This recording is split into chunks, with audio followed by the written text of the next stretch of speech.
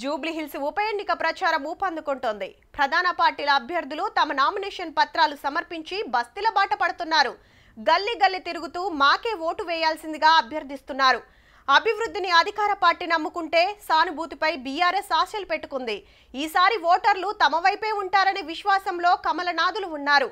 పండుగ తర్వాత ప్రచారం మరింత జోరందుకోనుంది.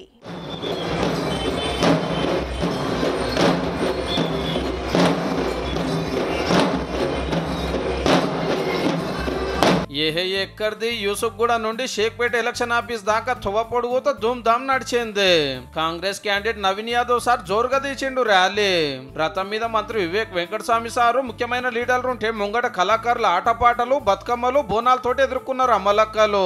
గల్లీ గల్లీకి పెద్ద గజమాల గంటల కమాన నడిచింది అనుకోరాదుండ్రి. షేక్పేట కాడికి రాగానే మజ్లిస్ పార్టీ అధ్యక్షుడు అసదుద్దీన్ ఓవైసీ సార్ వచ్చి మద్దతు ఇచ్చిండు. అప్పట్లో ఈల పార్టీ తరపున నవీన్ యాదవ్ సార్ పోటీ చేసి ఓడిపోయిండు. మళ్ళా 10 ఏళ్ల తెలంగాణ తెలరైంది, నువ్వు గెలిచి పబ్లిక్ కు మంచిగా అని కోరిండు.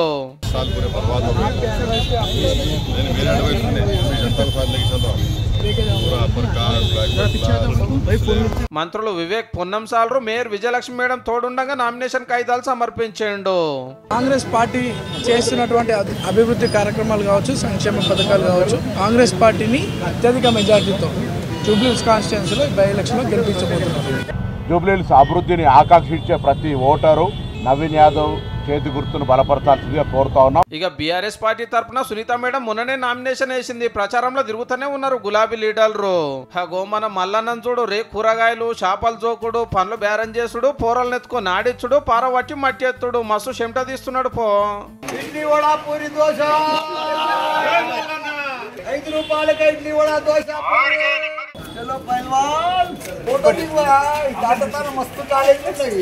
బీజేపీ టికెట్ తెచ్చుకున్న దీపక్ రెడ్డి సార్ ప్రచారంలో దిగిండు గానీ ఇంకా నామినేషన్ ఇయ్యాలే. పార్టీని గెలిపిస్తానికి పెద్ద లీడర్లు అంతా వస్తున్నారు. కన్నీళ్లతో ఒకరు కట్టెలు పట్టుకొని ఇంకొకరు ప్రచారం చేస్తా ఉన్నారు. కాబట్టి కన్నీరుకు కరిగిన కట్టెలకు భయపడిన జూబ్లీహిల్స్ భవిష్యత్తుతో పాటు ఈ భాగ్యనగరం భవిష్యత్తు మూసీ నదిలో కలవాల్సినటువంటి పరిస్థితి వస్తుంది. ఇయాల్టి తోటి 63 నామినేషన్లు పడ్డాయి. మంగళవారం నాడు ఆఖరు కాయిదాలు ఇస్తానికి. వచ్చే నెల 11 నాడు ఓట్లు, 14 నాడు జూబ్లీహిల్స్ ఎమ్మెల్యే ఎవరనేది తెలుస్తుంది.